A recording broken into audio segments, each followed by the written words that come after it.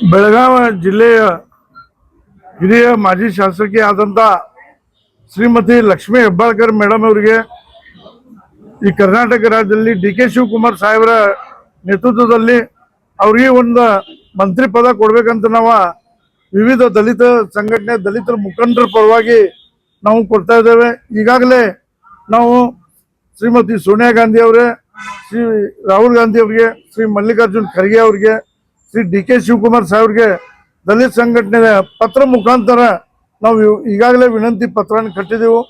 Shrimati Lakshmi Hebbalkar madam ಇವರು ಕರ್ನಾಟಕ ಪ್ರದೇಶ Congress committee ಮಹಿಳಾ ಅಧ್ಯಕ್ಷರಾದ ಮೇಲೆ ಇಡೀ ರಾಜ್ಯ ತುಂಬೆಲ್ಲ ಸುತ್ತಾಡಿ ಅದೇ ರೀತಿ ಗೃಹಲಕ್ಷ್ಮಿ ಯೋಜನೆಯನ್ನು ಅವರು ಮಹಿಳಾ ಮತ್ತು ಬಾಲ ಕಲ್ಯಾಣ ಮಂತ್ರಿ ಆದಾಗ ಗೃಹಲಕ್ಷ್ಮಿ ಯೋಜನೆಯನ್ನು ಅತಿ ಪ್ರಭಾವದಿಂದ ಈ ರಾಜ್ಯದಲ್ಲಿ ಒಳ್ಳೆ ರೀತಿ ಕೆಲಸ ಮಾಡಿದ್ದಾರೆ.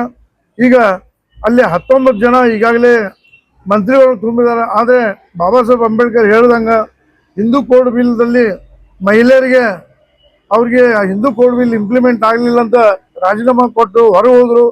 ಆದರೆ 20 ಮಂತ್ರಿಯಲ್ಲಿ 19 ಎಲ್ಲರೂ ಆಗಿದ್ದಾರೆ. ಆದರೆ 20ರಲ್ಲಿ ಒಂದು ಮಹಿಳಾ ಮಂತ್ರಿ ಯಾರೂ ಆಗಿಲ್ಲ.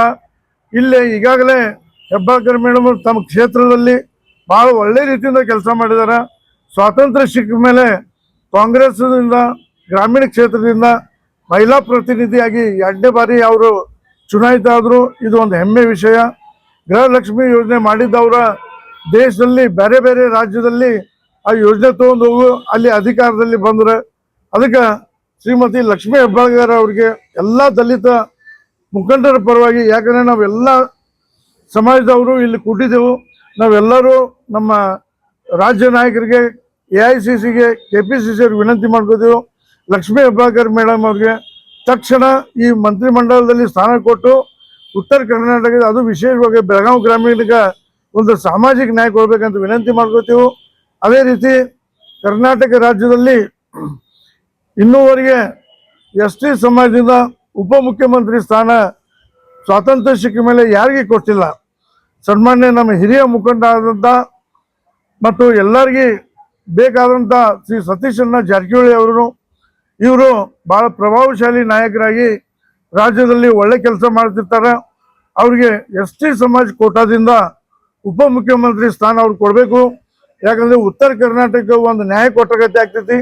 ಯಾವ ರೀತಿ ಬೆಂಗಳೂರಲ್ಲಿ ವಿಧಾನಸೌಧ ಇದೆ, ಅಲ್ಲಿ ಭಾಳಷ್ಟು ಮಂತ್ರಿ ಪದ ಕೊಟ್ಟಿದ್ದೀರಿ.